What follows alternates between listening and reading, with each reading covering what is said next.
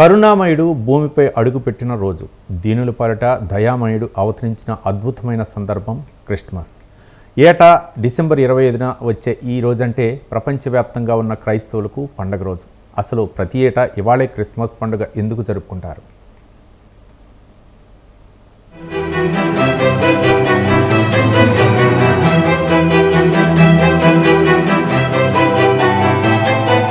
యేసు ప్రభు పుట్టినరోజే Christmas.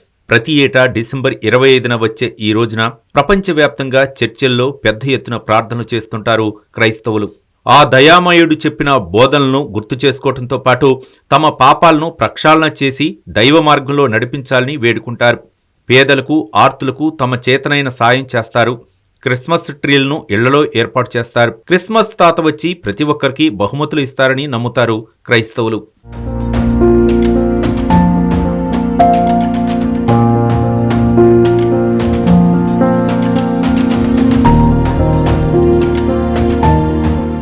ఇంతవరకు బాగానే ఉంది. ఇంతకు ప్రతి ఏటా డిసెంబర్ 25నే క్రిస్మస్ ఎందుకు జరుపుకుంటారు, అందుకు గల కారణాలేంటి అన్న ప్రశ్న చాలా మందిలో వినిపిస్తుంటుంది. అయితే ఇందుకు చాలా పెద్ద కారణమే ఉంది. అదే యేసుక్రీస్తు జననానికి సంబంధించిన అంశం. పరిశుద్ధాత్మ ప్రభావంతో గర్భం దాలుస్తుంది మరియా. ఆమెను వివాహం చేసుకునేందుకు అప్పటికే ఆమెకు చేదోడు వాదోడుగా ఉంటాడు జోసెఫ్. అయితే మరియ గర్భం విషయం తెలియటంతో పైకి ఏమీ అనకపోయినా రహస్యంగా దూరమవ్వాలని అనుకుంటాడు జోసెఫ్. అతనలా మనసులో అనుకోగానే ఆకాశవాణి అతడితో మాట్లాడుతుంది. దైవకుమారుడే పరిశుద్ధాత్మ ద్వారా ఆమె గర్భంలో ప్రవేశించాడని చెబుతుంది. అంతేకాదు, త్వరలోనే మరియ ఓ కుమారుడికి జన్మనివ్వబోతుందని, అతడే అందర్నీ కాపాడతాడని చెబుతుంది. అయితే ఈ విషయం ఒకరి నుంచి మరొకరికి తెలుస్తుంది. చివరకు రాజు హేరోదుకు వర్తమానం అందుతుంది. పుట్టబోయేవాడు రాజాదిరాజని తనకు ముప్పని భావిస్తాడు. దీంతో అతడిని మట్టుబెట్టాలని తన సైనికులకు చెబుతాడు. ఇది తెలుసుకుని మరియా, జోసెఫ్ బెత్లెహేం ప్రయాణమవుతారు.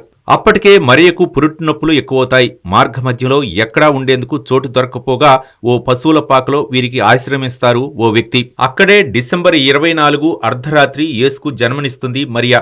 ఈ సమయంలోనే గొర్రెల కాపరులకు ఆకాశంలో వెలుగు కనిపిస్తుంది.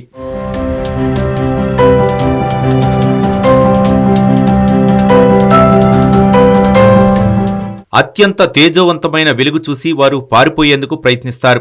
కానీ దేవదూత భయపడవద్దంటూ ఆకాశవాణి రూపంలో మాట్లాడుతుంది. మీ అందరి కోసం లోకరక్షకుడు అవతరించారని చెబుతుంది. అది తెలుసుకుని అంతా సంతోషభరితులై ఆకాశవాణి చెప్పిన జాడ ప్రకారం బాలయేసును పశువుల పాకలో చూస్తారు. ఇదంతా 2000 సంవత్సరాలకు పూర్వం డిసెంబర్ 24 అర్ధరాత్రి వేళ జరుగుతుంది.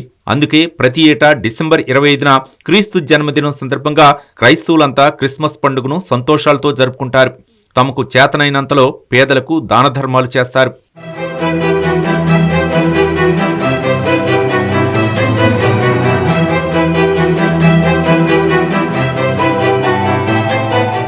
మానవాళికి ఆ దేవుడిచ్చిన బహుమానం యేసుక్రీస్తు అని నమ్ముతారు. శాంతి దయలకు మారుపేరు ఆ కరుణామయుడు. క్రీస్తు ఈ భూమిపై పుట్టి ఇప్పటికీ 2024 ఏళ్లుగా చెబుతుంటారు.